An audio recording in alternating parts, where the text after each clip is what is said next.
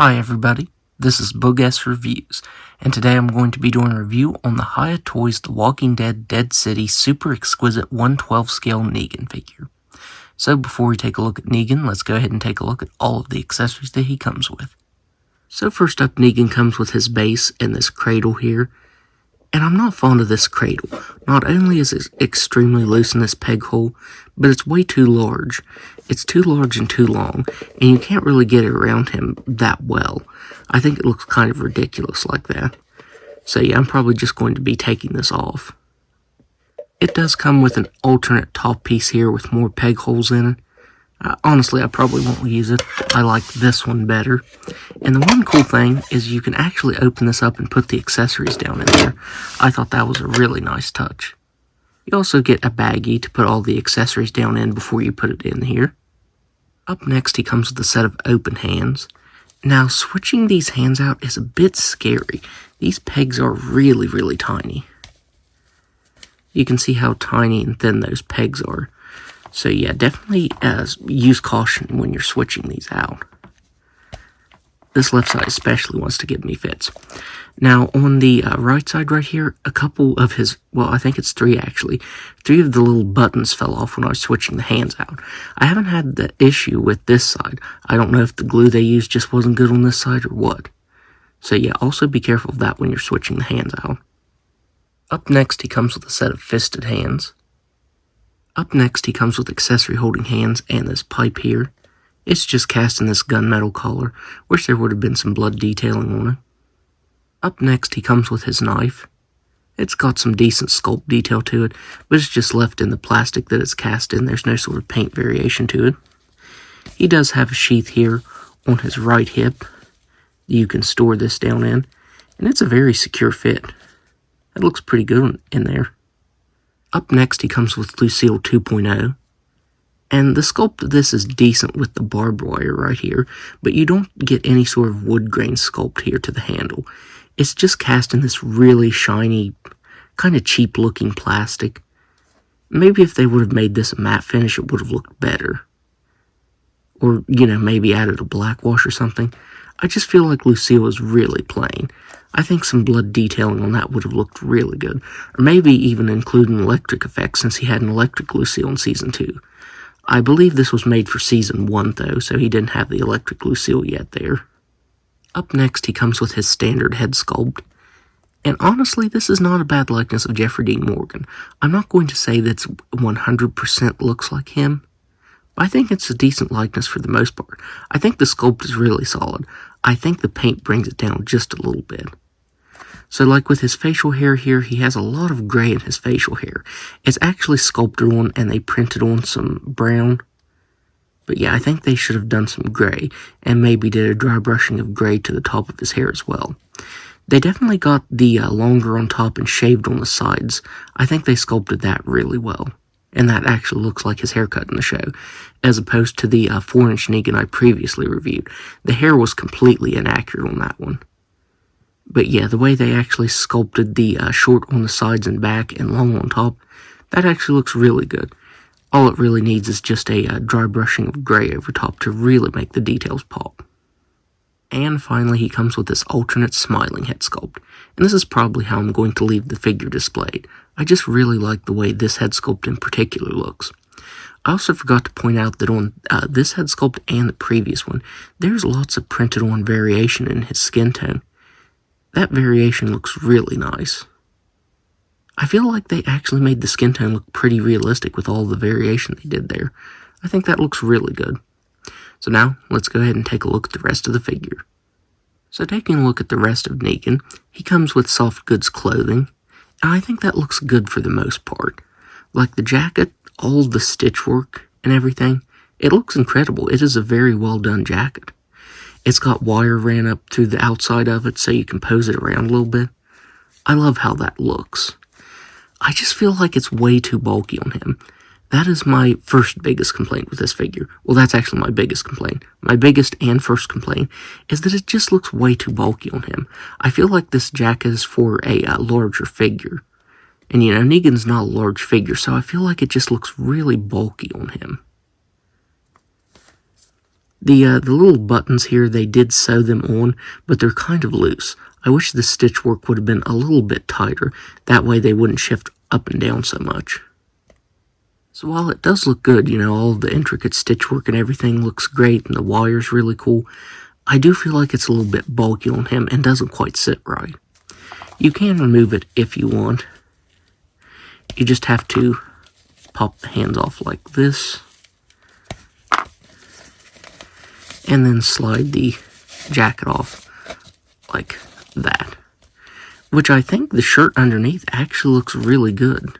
It doesn't look too bulky on him. It actually looks like a natural fit. And I think Negan also wore this shirt in season 10 and 11 of The Walking Dead. So I feel like this could also double as a figure for those seasons as well. So yeah, I actually think Negan looks really good without the leather jacket on. Like I said, it just looks way too bulky. Now my second complaint with this figure is the hands. The hands are way lighter than the rest of him. You can tell that they didn't put much paint variation or any at all on the hands here. And it's a vastly different color than the rest of the figure. So the head, the neck, the arms, and the hands are all different skin tone colors. So I wish they really would have matched that up. I don't think the light hands would have bothered me as much if you didn't see the darker pegs and the forearm right there. It's especially evident when you're posing him around.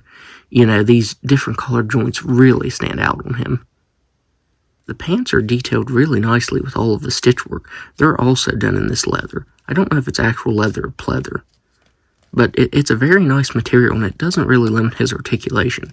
I mean, I wouldn't really be pushing it to its limits because you don't want to split any of the stitches. But it's detailed very well.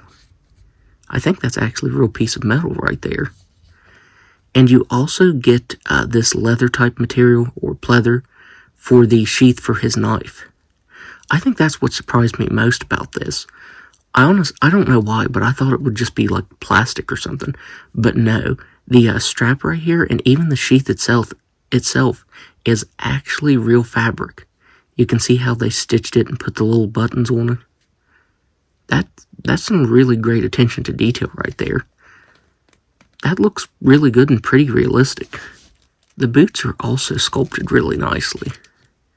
The laces are painted on there. You get tread on the bottom. And it's cast in this really rubbery material, so it doesn't hinder the articulation at all. That really surprised me. When I saw that the boots were like this, I really thought the articulation would be hindered. But no, it's not, because it's made out of such a soft material. It has some good give to it. So yeah, that also surprised me about this figure. So now, let's go ahead and go over his articulation. So for his articulation, I did put the jacket back on here. So he has a ball-jointed head and neck that can look up all the way. He can look down just about all the way. He can move his head side to side and around very nicely. He has shoulders that can move out that far. Really nice butterfly joints. Double-jointed elbows that can bend in that far. Ball-jointed wrists that can move up and down and spin all the way around very nicely. He has a ball-jointed diaphragm and waist that can move back that far.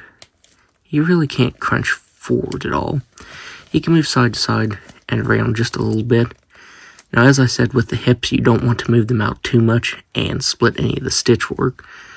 So I'd only be comfortable moving his hips out that much. He can kick forward a little bit, back a little bit. He has a really nice thigh swivel. I think it's double-jointed, yeah, double-jointed knees that can only bend back that far because of the material.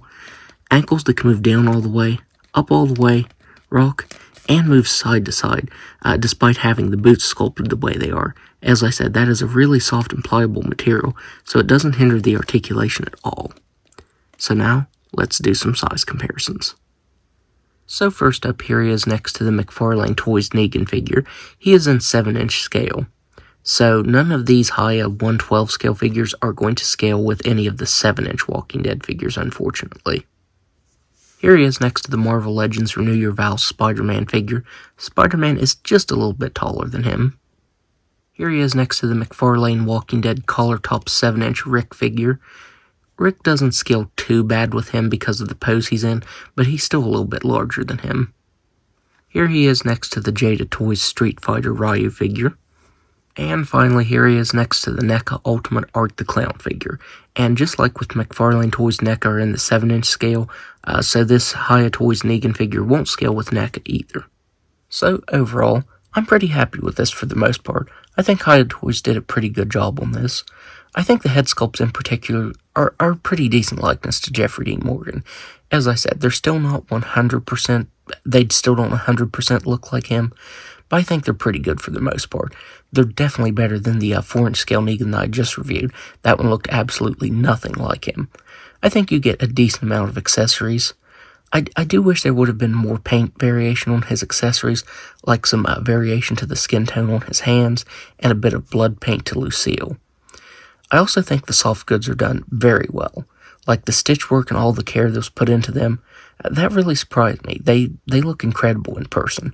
You know, even just that sheath with the strap that has the leather on it, that looks really good.